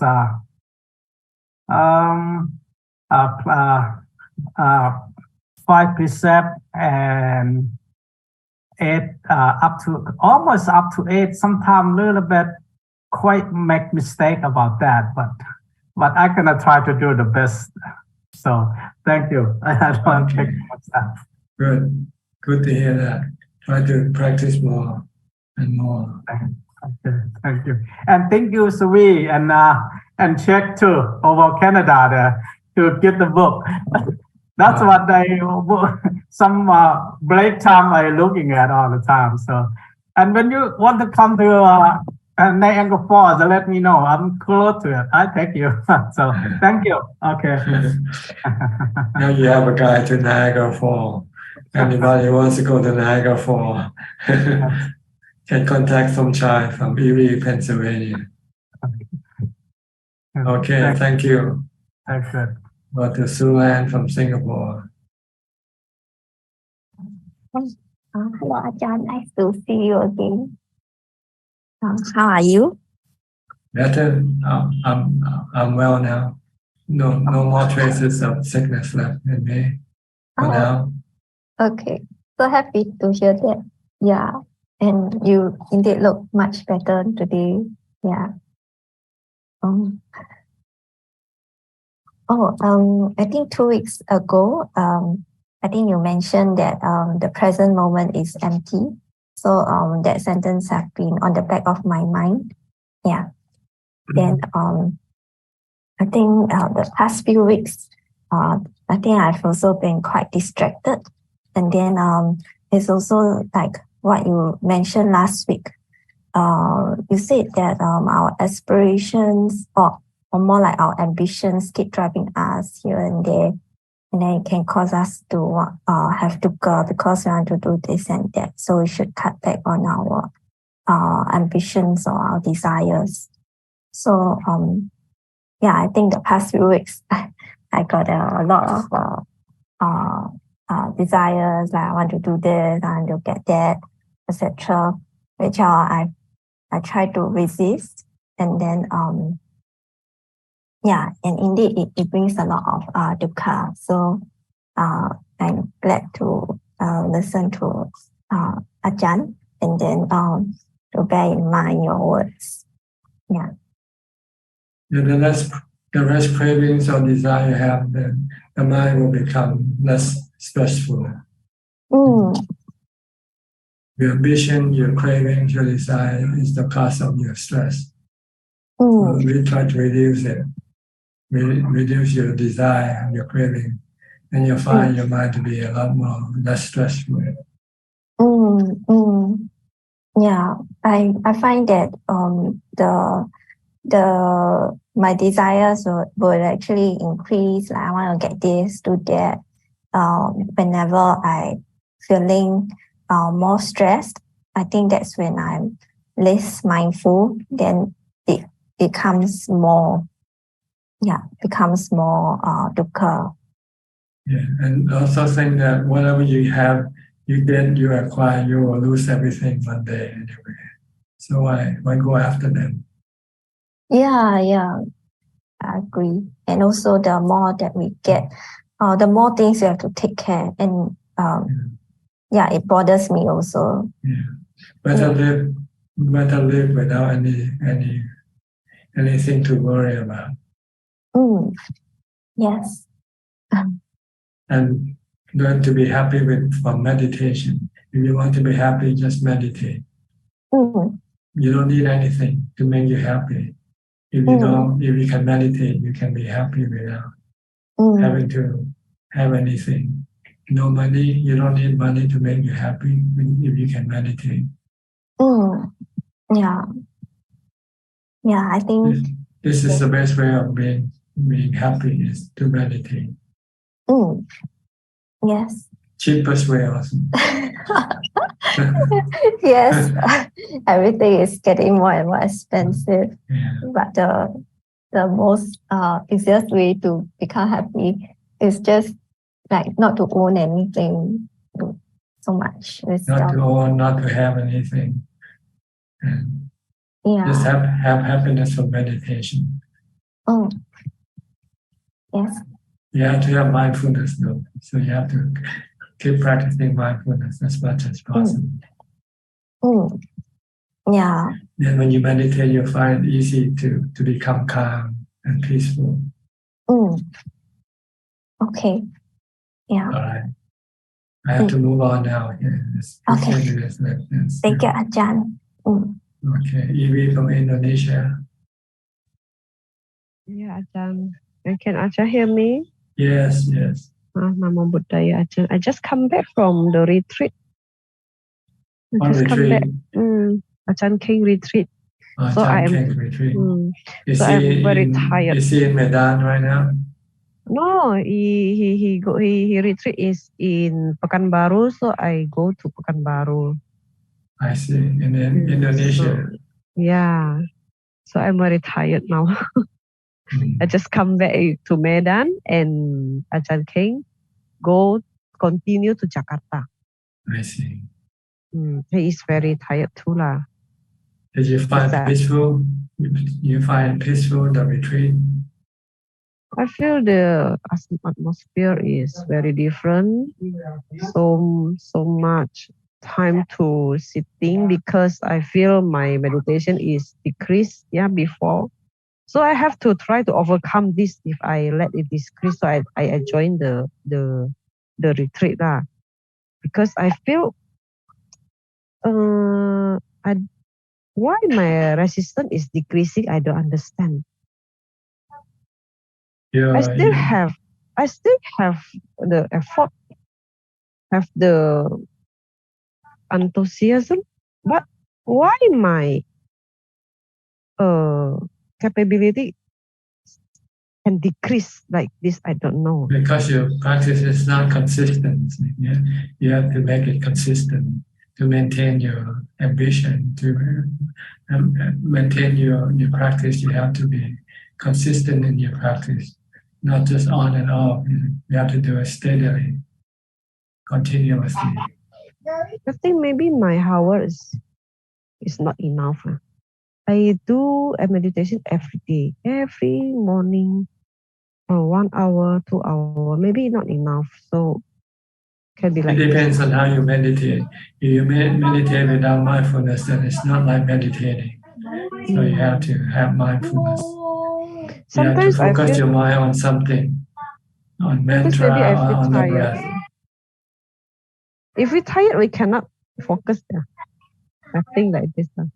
It's better to go to sleep if you're tired. But I push myself to do, and the you're result is nothing. You're deceiving yourself, and you're thinking that you're meditating when you're actually not meditating. Yeah, just waste my time, waste my energy. Find the time that when you're not tired to meditate better. Yeah, but I still do it every day. Still do it because I try. Okay, you have any questions tonight? No question. My duty is try better. Yeah, try and try. Yeah, keep trying. Keep trying. Keep trying until one day I have the good result. One day you'll succeed sooner or later if you keep trying. Don't give up. Don't give up. Okay, Ajahn. All right. Thank you, Ajahn. We'll go to Mandy Smith from near Niagara Falls. Thank you, Ajahn. Yeah, I'm so glad to hear that your voice has improved and we can continue. I have been watching. I just have had some really stressful weeks, upeka, but it's been difficult. I'm increasing my meditation timing now, and it's unbelievable. Well, it's believable because it's happening to me, but it's unbelievable the change in difference in sleep when I can do it before bed. When I can do it before bed, my sleep is just my dreams are just so much easier. And I know you say that you can't know you're dreaming, but I feel like there's some type of little separation that starts to happen or something. I don't know if you can explain that or if I'm clear enough. I think your mind is being calmer. Yeah. Yeah. Less restlessness, less agitation. Yeah. And like little beautiful things will pop up in the dream, like a certain flower, because I really like wildlife, or a bluebird, or like something that just reminds me to like, I don't know, it just gives me like a happiness tingle. I don't know. Just don't get attached to them, that's all, because sometimes they come and sometimes they don't come. Yeah. That's the struggle. Yeah. Because what you want is not what appears. What you want is real emptiness. What you really want is emptiness is most beneficial for your mind. Oh yeah. Thank you. Because they don't hurt the mind when they don't, they don't hurt the mind like things that appear. Things that appear, if they are good, they can hurt the mind when they don't when they don't appear, and the mind expecting them to appear. But with emptiness, you don't expect anything from emptiness. Right. Okay, but I'm not sure. Yeah, but if they come up, just be aware that they do, and try not to be attached to them. Just take them like the weather. If they should come, let them come. If they don't come, okay, no problem. Anatta, anicca. So should nighttime be just emptiness in no dreams? Nothing coming? Well, when you dream, you cannot control the situation. Okay. Because there are many other factors that determine whether you have good dreams or bad dreams, or whether you have dreams or not. So don't worry about when you go to sleep and you have dreams. Okay. But generally speaking, your bad dreams come from your bad karma, and your good dreams come from your good karma. And when you have no dream, either your mind is tired or your mind is calm. You have no dream. But this is something you cannot force it to happen. You can only do when you're awake. Try to do good karma. Try to do meditation, and then when you go to sleep, you are more likely to have good dreams than bad dreams. Yeah. Thank you. Okay. Everything better now for you? Things are improving, yes. Thank you. Okay. Thank you so much. All right. No more questions? No more questions. Okay. Thank Good to see you. Good to see you too, sir. Okay. Really from Indonesia. Good evening, Ajahn. Tonight I have a question. I would like to ask, since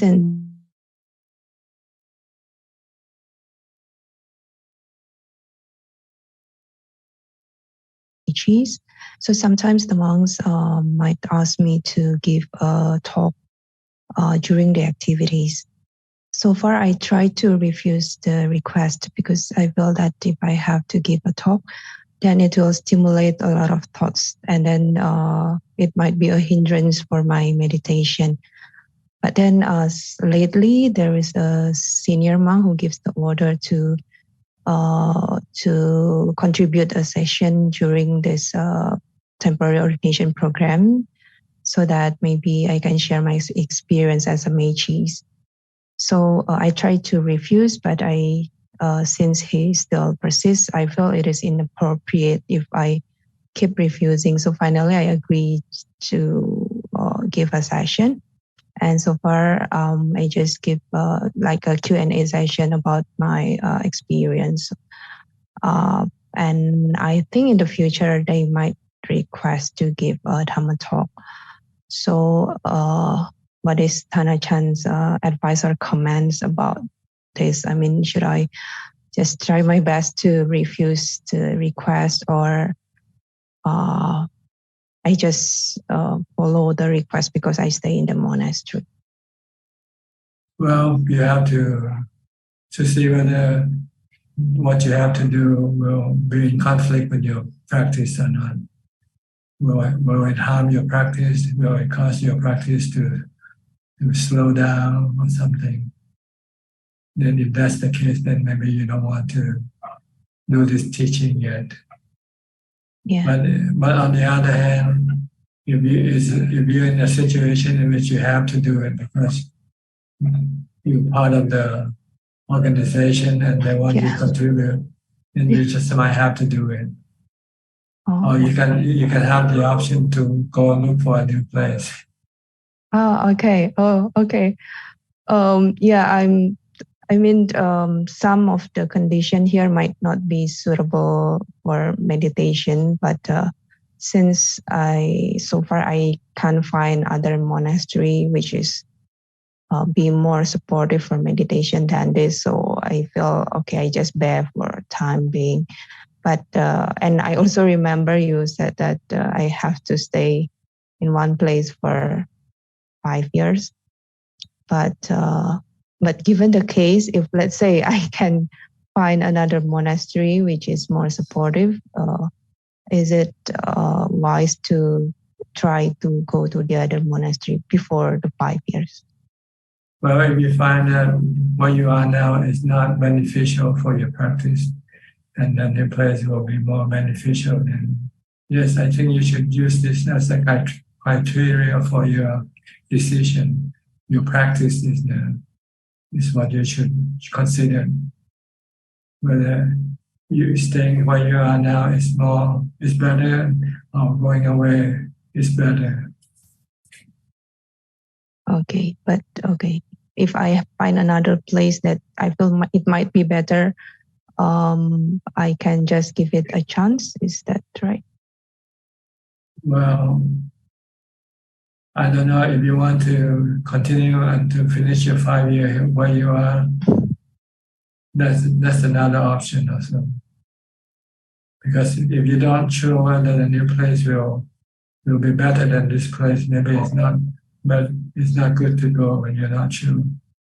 But if you're sure that it's a better, quiet place, and you can have more time for your practice, then you should go.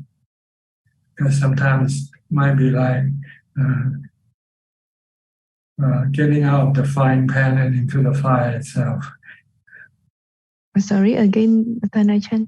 I'm sorry. There's a saying that you're getting out of the frying pan and end up in the fire.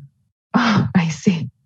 So yeah, that's what I'm afraid. So either choice are just as bad. So if that's the case, it's better just to remain where you are. Oh, I see. Okay, so if I can just manage so far, although sometimes there are some hindrances, but I feel that my practice, there is some progress here and there. I mean, that's what I feel. So, yeah, and it might also be a test for your patience, your endurance. Because if you keep running away from things, maybe when you go to the next place, you'll run into some issue and you don't want to face, and then you might run away again. Yeah, that's what I think so too. Yeah, is it like this is really a training which is patience not only and learning to take things as they come. Yeah, that's what I learned most here. Although I can't really get things are not that you cannot always control the situation. sometimes you just have to learn to accept this situation that falls upon yourself. I see. Okay. So far, if I can't find another place which I'm sure that it is better, then I just bear with whatever here, and then given the situation that I have to contribute something, then rather than I make a conflict with the monastics here, I just follow. Right. Is that right? Yeah, and also test your equanimity, how much equanimity you have. Yeah. Okay. Okay, Thanajan. I have another question, but if the time is okay, it's all not right. enough, It's okay. It's okay. Another question is about the 6 precepts, which is not eating after midday. Because sometimes we might have events that make the lunch quite close to 12. So I just heard that if let's say we start the meal before 12 o'clock and then we finish in one sitting, it doesn't consider to break the precepts. What is the Thanajan comment on this? And because this is the first time I heard, this practice. Well, it depends on your interpretation of this practice. If you interpret it as to be timely, based on the clock, then you have to, if you eat after 12, then you are breaking the precept. But if you look at the precept purpose of eating, the purpose is not for you to eat too much and only eat about 2 meals around midday. So during the time of the Buddha, they don't have watches or clocks. So sometimes they just maybe rely on just their instinct, whether this is midday already or not. So if you look at it this way, then maybe eating after a few minutes after midday doesn't really matter. It doesn't change anything really. You still eat the same amount of food, right? Yes, I still eat the same amount, just that sometimes I have to rush because it's 12, but I heard that it's okay as long as you start before 12. Oh, okay. Yeah. But sometimes people they have to have something to measure their practice with this. They have to have a certain standard. So they use the clock as the standard. I see. Okay. Another question is about paying respect. Sometimes some lay people wants to pay respect by bowing down namasakan. So I'm not sure whether it is proper or not, because I don't feel comfortable to be prostrated by lay people. But I'm not sure about this manner or rules. As long as you don't demand on them what to do, whatever they want to do is fine. If they want to shake your hand and they want to prostrate, whatever, it's up to them. I see. Okay, so just let them. Yeah, you just remain ubeka. Just let them do whatever they want to do. Oh, okay, I see. And what about the gesture of Anjali?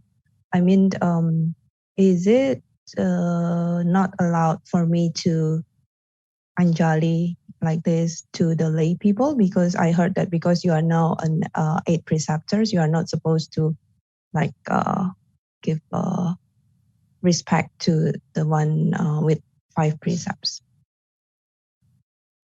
I think these are just minor things. You shouldn't worry about it. If you want to show respect, you can show respect. It doesn't matter. Oh, I see. Because I was admonished before. I think actually you should think as a servant. You're not a preceptor. You're just a servant to everybody else.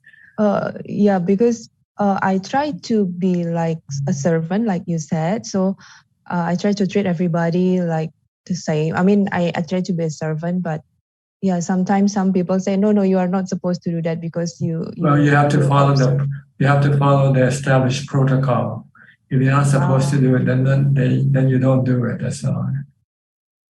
Okay, I see. But I still keep in mind that I should be a servant to anyone. Yeah, you shouldn't feel anything superior to anybody. Okay. But in the world of conventional things, they try to separate things into different categories. Some higher, some lower, some of you are equal. So you have to follow this this protocol, this convention. But inside your mind should not feel superior to anybody. Okay. Okay, understood, Thanajan. Very much. Thank you very much for your. If you have to show respect, you show respect. If you have to receive respect from other people, receive respect from other people. Okay. Okay. Just look at the norm, where you are, how the norm is, and try to follow the norm. Don't try to be different. Oh, okay. Okay. I see. Because like, let's say another practice. I mean, I try not to go out. So far, I haven't gone out from this monastery. But then a lot of people keep asking if like there are some invitation or activities in other places. Like keep asking why you never go. You should go, and I have to keep resist. Like they feel, oh, you are quite weird or something. Yeah, but yeah, so far I still can't resist just to stay and not go anywhere. Yeah. So it's like that, Thanajan. If you want to become enlightened, you have to be different. Okay, and that's what I always remember. If you're the same, then you won't become enlightened. You'll be like them. Yeah. So okay. That's I always remember that. Look at the enlightened people. They're usually they're not like normal people. Yeah, that's right. Okay, Thanajan, thank you very much for your kindness. All right. I think that's all the people we have in the room. So we'll go to Facebook now for the final questions. Yes, there are 8 questions from Facebook and 2 questions from Gmail named Assistant Ajahn Suchart. The first question from Shani Sam from Toronto. When practicing meditation, sometimes I close my eyes depending on the light reflecting in the room. I see patterns of images forming under the eyelid. It is the flow of breath or pulse that been highlighted by the light. What should I do when I see this? Ignore it and concentrate on the mantra or breath. Thank you. That's right. You should ignore everything that appears when you meditate. Just focus on your meditation object only. Everything else is considered to be distraction and can cause you to lose concentration. So don't pay attention to anything that appears while you meditate. Just stay focused with your meditation object only. Next question from Philip Yao from Singapore. Do Buddha and Arahant mind remain in the 31 planes of existence or beyond and out of the 31 planes of existence? Thank you. They are outside of the 31 planes of existence. They are in Nibbana, which is a separate plane of existence. Next question from Michael Dule. Why does my mind always lean toward complicating things instead of simplifying? Thank you. It's your habit. You used to do things like this. You used to think like this. So you continue to think like this. So you have to break the habit by trying to be more simple. Next question from Lee Tek Hua.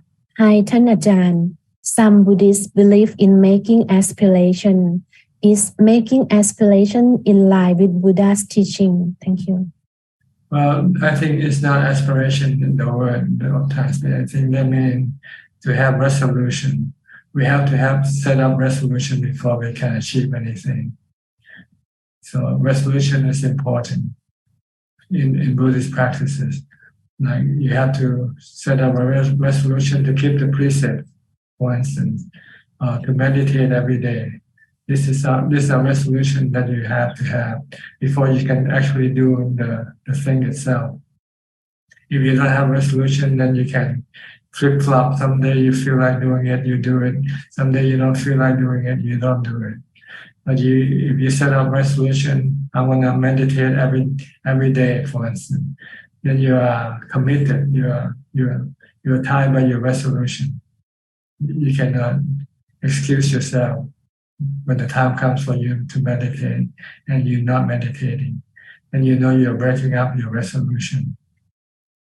So resolution is good for people who are not yet determined enough So there is something to force them to become more determined. Next question from Lion Phone. Dear Ajahn, does our sleeping position matter? I have lay teachings that one should sleep on the right side, which I find challenging to maintain for an entire night, as it feels quite bad for the posture. Thank you. Well, this is the posture the Buddha teach the monks to sleep on, laying on the right side of the body, because this position is like a lion sleeping. So it said monks should be lion sleeping at night, and this is a position that you can be more mindful when you wake up. As soon as you wake up, your mindfulness will come right away. And it's not like lying on your back. This is the position of a dead person. But if you cannot, it doesn't matter. This is what the Buddha recommends to the monks. It's not something mandatory. Next two questions from Yato. Namaste Ajahn. How can someone attain Sotapanna? By giving up your attachment to your body. Let the body get old, let the body get sick, and let the body die, and not be affected by it. And can a Sotapanna still be angry and have lust? Yes. A Sotapanna just let go of his attachment to just the body, the aging, sickness, and death of the body. You still have sexual desires and you still can get angry. Next question from Aun.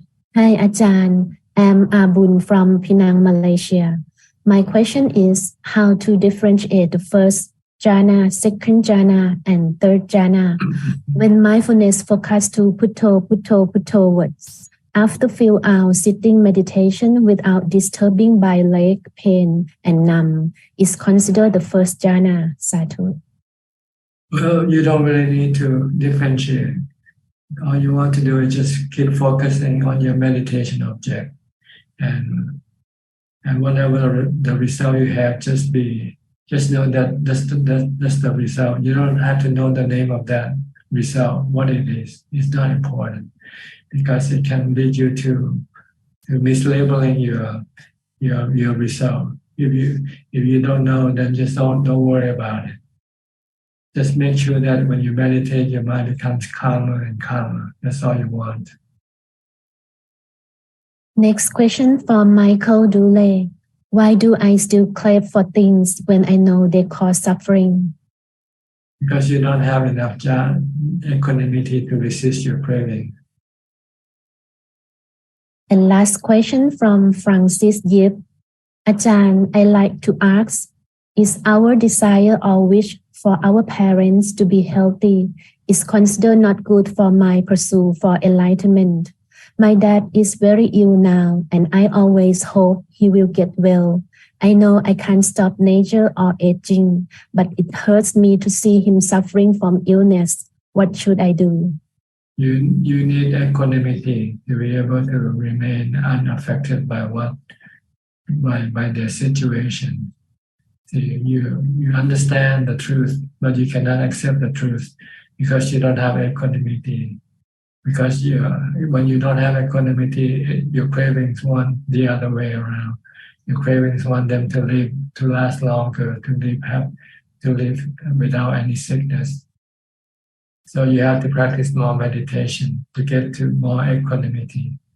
Once you have strong equanimity, then you can just accept the reality of things and not feeling any bad. Okay, is that all the questions for tonight? Yes, that answers. Okay, I think that's about it for tonight or today, whatever the case may be. Thank you for your participation. I hope this meeting have benefit you and help you advance in your practice. In the meantime, please stay safe, stay mindful, keep on practicing, and if all goes well, I'll see you all at the same time next week. Thank you and goodbye. สาธุค่ะ Thank you, Prajang. Thank you, Sadhu, everyone. sadhu.